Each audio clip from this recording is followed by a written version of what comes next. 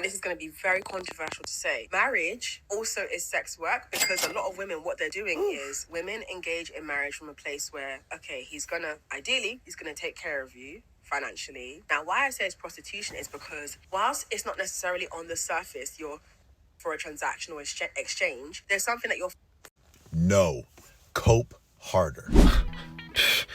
Well, I didn't want you in the first place. You're so ugly and gross and hideous to me, so there. Now, I could be firing blanks right now, but women who have been incapable of aligning with the relationship and the marriage that they had once desired are the most likely to be like, the thing is I never wanted to get married anyways. I never wanted to meet a good man and get married. And all the married women out there, they're all just prostitutes because marriage is sex work. Couldn't be me. Besides, it's not like I have a father in my life to walk me down the aisle. I've had just about enough of the cap. I'm tired of hearing people publicly lie to themselves so confidently from the lowest rungs of human consciousness.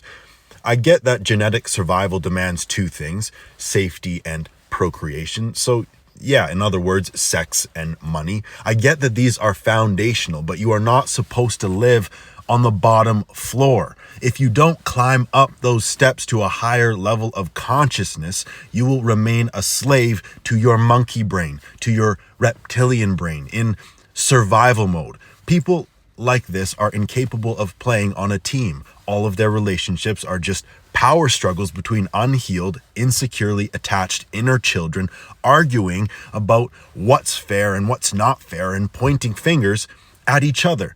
If you don't want to get married or have kids, that is your prerogative. It is your life.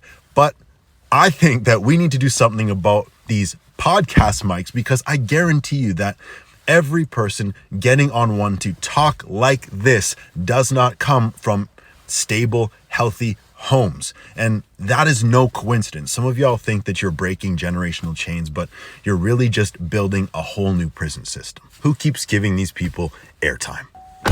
I was about to get out of my car, but I have something else to say.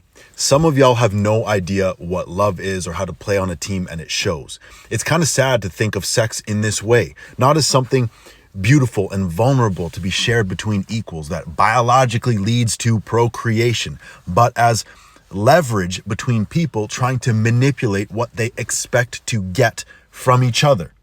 By her same logic, if the man that you are dating is paying for dinner, that's sex work.